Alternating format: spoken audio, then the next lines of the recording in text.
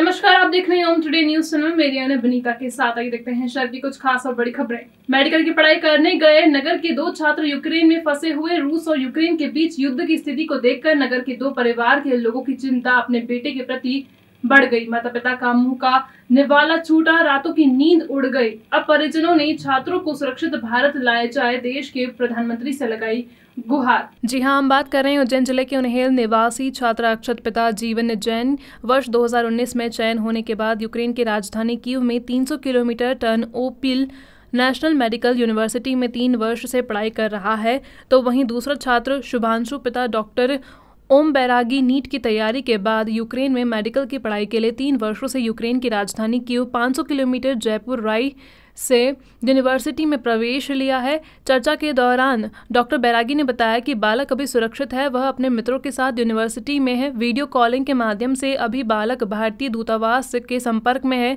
दोनों के माता पिता ने देश के प्रधानमंत्री से अपने बच्चों को सुरक्षित भारत लाने की उम्मीद लगाई है। जानकारी बताइए इसमें। मामला तो थोड़ा गंभीर ही है, क्योंकि हमें तो बहुत फिक्र लग रही है हमारे बच्चों की, बहुत सेफ्टी के हिसाब से। कब से गए हुए हैं वे?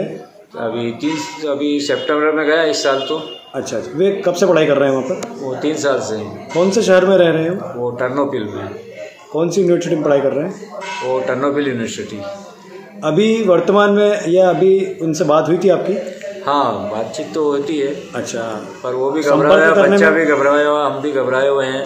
उनसे संपर्क करने में कोई दिक्कत तो नहीं हो रही भी? नहीं, अभी तो मोबाइल से संपर्क हो रहा है। शासन से क्या मदद मांगना चाहते हैं? शासन से यही कि जितनी जल्दी हो सके उन बच्चों को कोई भी लाने की व्यवस्था हो, ऐसी कुछ, ताकि उनको यहाँ सुरक्षित लाया जाए।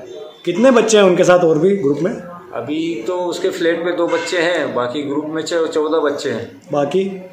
बाकी की भी कोई फ्लाइट से 8-10 बच्चे तो इंडिया आ गए हैं, बाकी बचे हुए हैं तो वो भी सब इधर उधर हैं बस।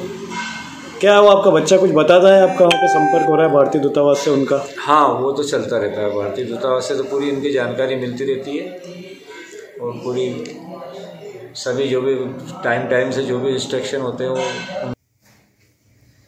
यूक्रेन में मेरा बेटा शुभांशु बैरागी MBBS फर्स्ट ईयर में पढ़ रहा है यूक्रेन के जेप्रोजिया स्टेट मेडिकल यूनिवर्सिटी में।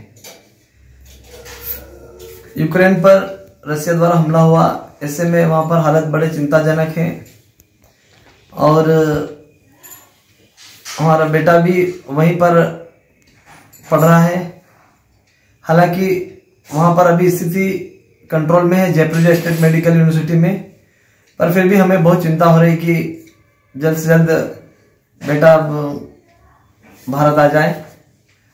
भारत सरकार पूरी तरह से बच्चों को आश्वस्त कर रही है और माता पिता को भी आश्वासन दे रही है, और हमें भारत सरकार पर भरोसा है कि ऐसी विकट परिस्थिति में भी हमारे बच्चे, माननीय प्रधानमंत्री मोदी जी उन्हें सुरक्षित स्वदेश लौट लेकर आएंगे।